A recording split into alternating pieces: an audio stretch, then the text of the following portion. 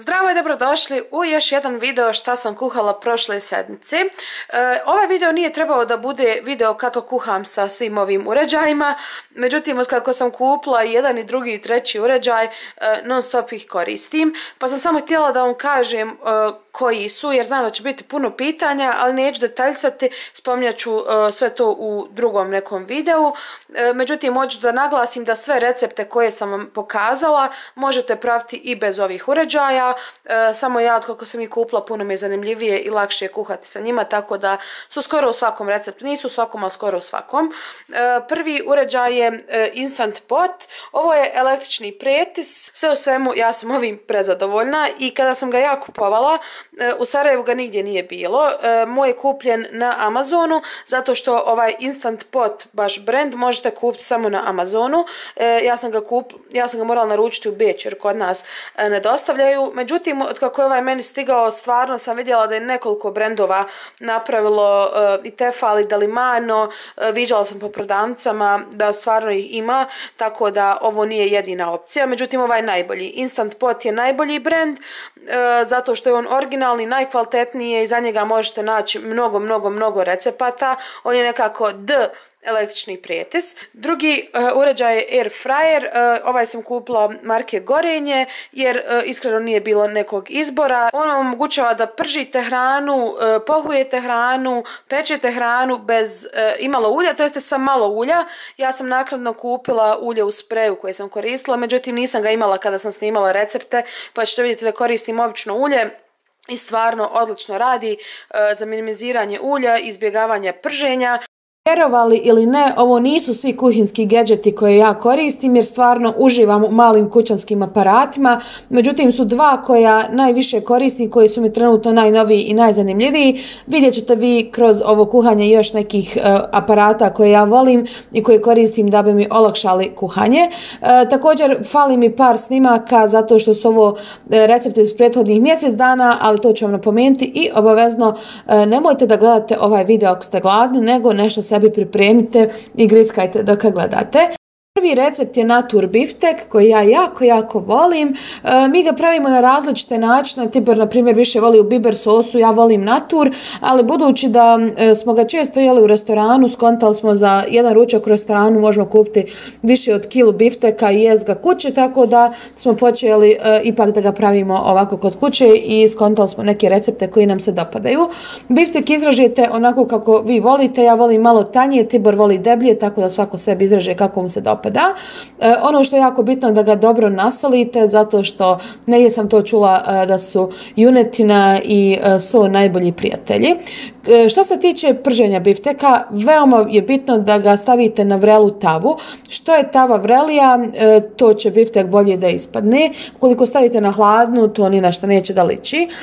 Ja ga nekada pravim sa puterom ili sa začinskim puterom. Začinski puter je odlična kombinacija sa biftekom.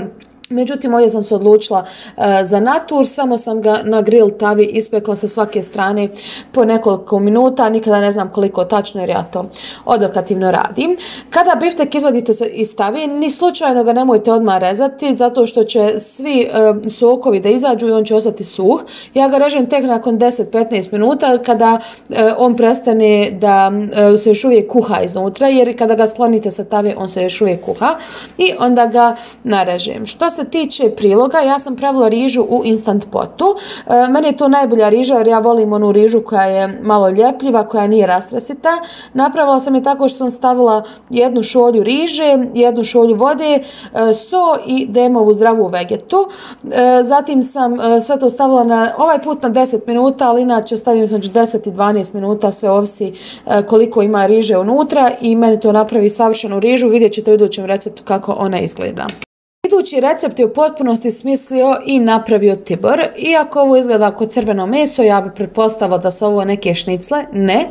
Radi se, vjerovali ili ne, o odresku tune. I to o odresku tune u sosu od naranđe. Nije nešto što bih ja napravila, a iskreno ni jela, jer ja ribu ne volim. Ali Tibor kaže da je ovo ukusnije čak i od mesa, da nema žilica, što je njemu veoma bitno. I stvarno je hvalio ovaj recept, kaže da je odličan.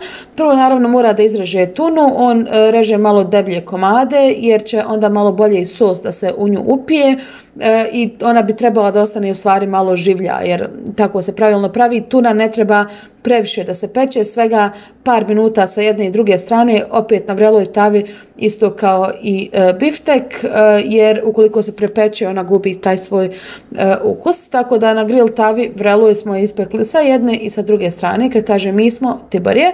I onda smo u električnoj citruseti. Ovo je jedan od malih kućanskih aparata koje također volimo i često koristimo. Puno bolje iscijedi sok iz voća nego kada to radite ručno. Iscijedio je jednu naranđu i onda vidite kako tuna izgleda kada je pri kraju. Stvarno izgleda kao neki odrezak mesa. Prelio je sve vrhnjem za kuhanje. Zatim je dodao isjeckan bijeli luk. Nije baš morao s ove visine da ga ubacuje, ali nema veze, valjda umjetnički dojam. I onda na sve to je dodao sok od naranđe. Zaista nije kombinacija koja bi meni ikada pala na pamet, ali mislim da koliko ja znam o hrani, mislim da se sok od naranđe zaista savršeno slaže sa ribom. Onda je to sve malo izmiješao da bi riba što bolje upila ovaj sos, da bi se sos malo zgusnuo i na koncu je dodao još malo ketchup manisa. To je gusti soja sos koji ja volim i koji ste vjerovatno viđali kada sam ja pravila svoje vokove. Meni je iskreno ukusniji od soja sosa, ali ukoliko nemate ketchup manis, pošto je njega malo teže naći, možete dodati i obični soja sos. Ja sad kad sam vidjela kako je prsnuo po ovom šporetu, nije mi dobro, ali to imamo na kameri ko pršće, ja ili on.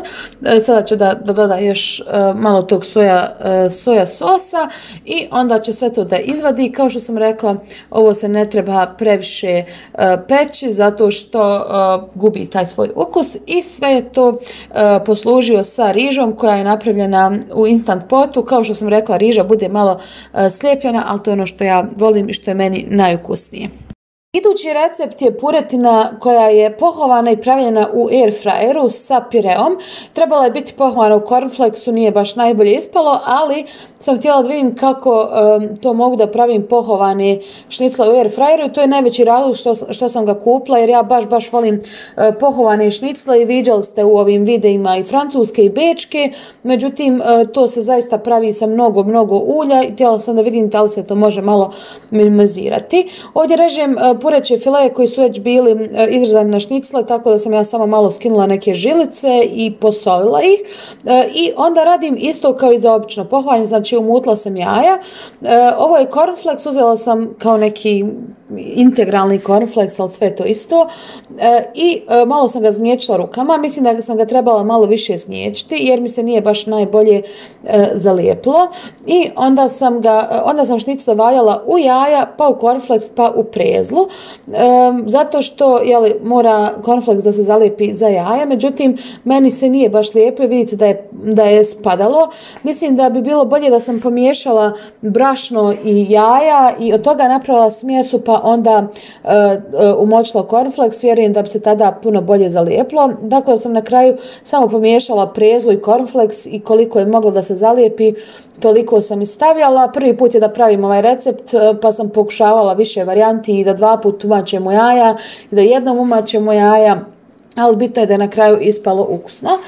Zatim sam sve to poredala u air fryer. Ovo je bilo prvi put ikada da ga koristim, tako da sam se još uvijek malo učila i onda sam malo prelila ulje, malo više nego što sam htjela, ali malo je teško dozirati ovo ulje. Kasnije, kao što sam rekla, sam kupila ulje u spreju i bilo je puno lakše. Stavila sam na 20 minuta na 200 stepeni u air fryer i onda sam ogulila krompir i stavila da se kuha u predsloncu, to jest u instant potu. Nekoliko puta sam okretala šnicle, provjeravala, to je dobro ovdje što možete non stop provjeravati šnicle i vidite kako su ispale na kraju. Znači, ove nisu skroz bez ulja, ove su sa malo ulja, ali su ispale stvarno, mislim, daleko manje ulja nego da ih pohujete. Stvarno su ispale odlične i bile su ukusne, nisu bile suhe, nikada neće biti iste kao da ih pržite u dubokom ulju, ali su veoma slične. Kada mi se krompir skuhao, prebacila sam ga u posudu od miksera. Električni samostojeći mikser je opet jedan od gadgeta koji ja volim. Znam da mnogi ne vole da pravi pire u mikseru, ali meni je tako najdraže.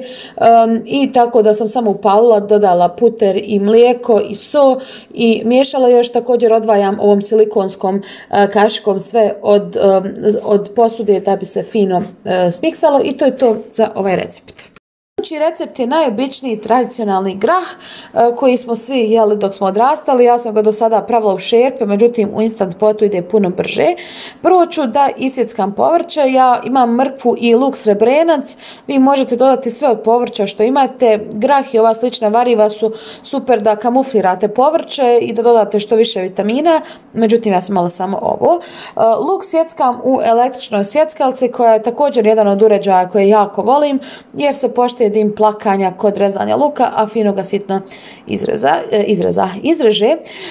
Sada ću sve to da propržim u instant potu. Ovaj moj instant pot ima opciju sauté, odnosno dinstanje, tako da ova posuda se dole zagrije i možete bukvalno da pržite u njoj kao da to radite na šporetu, znači nije samo opcija kuhanja, nego ima i tu opciju dinstanja. Tako da sam prodinstala luk, mrkvu i suho meso izrezano na kockice. Vi naravno stavite meso po izboru. Znam da ljudi vole razno meso, ja jednostavno imam običaj stavljati suho meso i onda dodajem opran grah.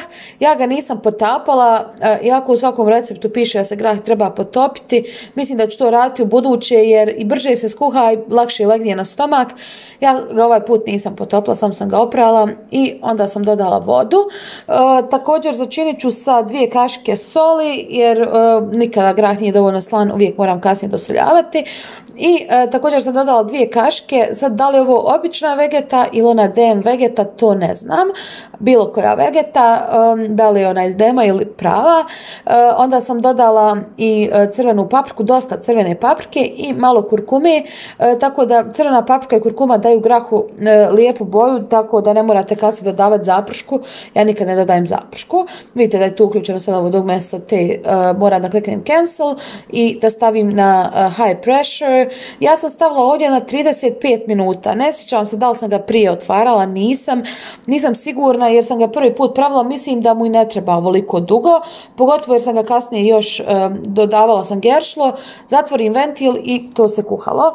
Kada se skuhalo, ja sam otpustila pritisak, promiješala i dodala unutra geršlo. Ja volim geršlo u grahu, to je stvar izbora.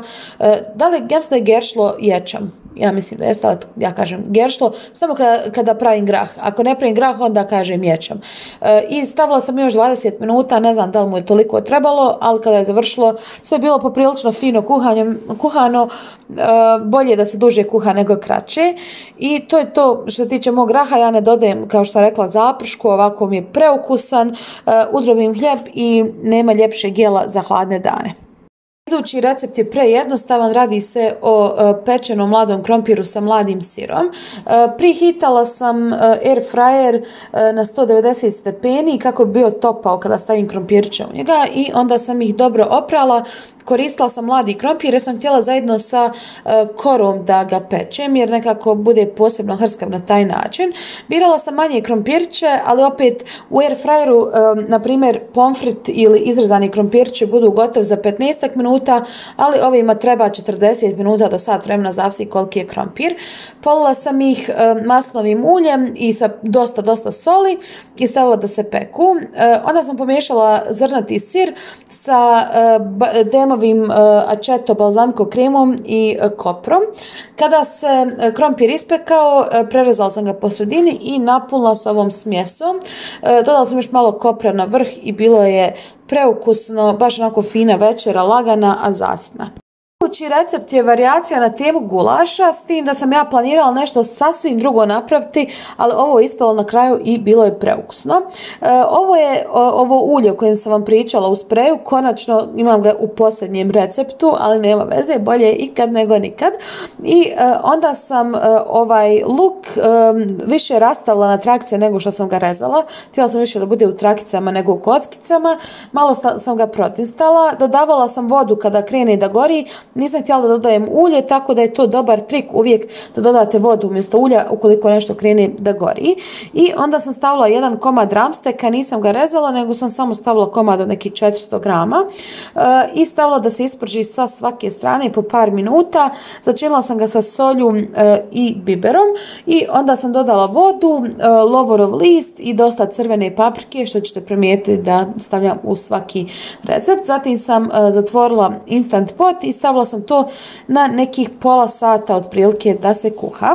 Kada se skuhalo, izvadila sam meso na tanjir i onda sam ga ovako viljuškom izrezala, skroz rastavila i raščerupala na rezance. Ovo često pravim kada pravim, na primjer, supu u instant potovu, radim sa mesom koje je u supi, tako da sam htjela da vidim kako će biti u gulašu. I onda sam, dok sam to meso tako čerupala, tamo sam upalila opet opciju dinstanja da bi voda koja mi je ostala unutra malo isparila. Budući da nije isparivala, ja sam dodala malo kukuruznog škroba pomiješanog sa tim saftom. Sve se to zgusnulo i onda sam dodala meso i dalje na toj opciji dinstanje sam još malo pustila da uvrije da bi se skroz zgusnulo i da ne bi bio gulaš, nego da bude jedna ovako baš skroz gusta smjesa. Poslužila sam s pireom i vidite kako izgleda, preukusno je na kraju ispalo. Posljednji recept je kompletan minus salata, napravljen u air fryeru, znači sve što vidite u njemu pečeno. Prvo što sam uradila s patliđanom, narezala sam ga na kolutiće i posolila. Vidite kako je on izbacio vodu, zato preporučujem uvijek kada pravite patliđan bilo kako, dobro ga nasolite i ostavite neki sat vremena da odstoji, izbacit će svu gorčinu, dosta će omekšati i bit će puno ukusniji. Stavila sam ga u air fryer i pekla nekih 10 minuta i onda sam izvadila da vidim kakav je. Vidite da se on nije isto sa svih strana ispekao i inače u air fryeru je bitno da stalno miješate jer se ne ispeku u stvari jednako sa svih strana. Tako da sam ja okrenula sve ove ploškice i vratila još 10 minuta i bio je gotov. Što se tiče patliđana, ne mogu vam reći kakav jer meni inače patliđan nije ukusan, ali ja mislim da je sasvim ok ispao u ovom air fryeru. Zatim sam htjela da pripremim salatu, izrezala sam krastavac, iz nekog razloga sam zavoljela krastavac, ne znam šta mi, nikad ga nisam voljela. Dobro sam ga nasolila, isto kao i patliđan, da pusti tu vodu i ostalo sa strane. Zatim ću da pripremim meso, ovo je teleći but koji nije baš najbolji izbor za ovaj air fryer jer zna biti žilav, međutim meni je bio ok na kraju. Posolila sam ga običnom solju, začinskom solju i biberom i onda sam nasprejala air fryer koji je već bio topao od patliđana. Porijedala sam ove kockice, na primjer kada koristite piletinu ili puretinu, meso bude naravno manje žilavo jer se o takvom mesu radi. Nije ovo baš bio najbolji izbor, rekla bih, mesa, isto vidite, morala sam da miješam, ali ne znam što se žali, meni je stvarno na kraju bilo ukusno. Tibor kaže da njemu bilo malo žilavije, morate da imate malo čvršće zube ili da uzmete neki komad mesa koji je jednostavno mekši i pogodniji za ovu vrstu pečenja. Nije pečenja, nego pečenja. Tako da meso je bilo gotovo za neki pola sata. Što se tiče salate, iscijedila sam vodu iz krastavaca i dodala grčki jogurt, možda malo previše, ali nema veze, bilo je super. I također sam nam ispekla krompirče koje sam izrezala na ploškice, tako da su bili gotov za svega 10-15 minuta, znači daleko brže nego da ih pečete u rerni ili nego da pečete čitav krompir u air fryeru. Stvarno što je krompir manji, naravno da će biti brže gotov. I onda sam nam poredala patliđane, krompiriće, salatu i meso i ovo je bila stvarno jedna dobra večera. Mislim da smo Hobita gledali ovu noć, baš smo se fino i najeli i bilo je ukusno i ne znam, baš mi je večer ostala u lijepom sjećanju. I to je to za ovaj video, ljudi. Nadam se da vam se recepti sviđaju. Ukoliko ste isprobali sve ove recepte, pogledajte obavezno moju playlistu što sam kuhala prošle sedmice. Tamo ćete vidjeti još recepata i ukoliko želite ove videe, još ovakve videa, znate što vam je raditi, komentaršite, pretplatite se i mi se vidimo u nekom idućem. Ćao!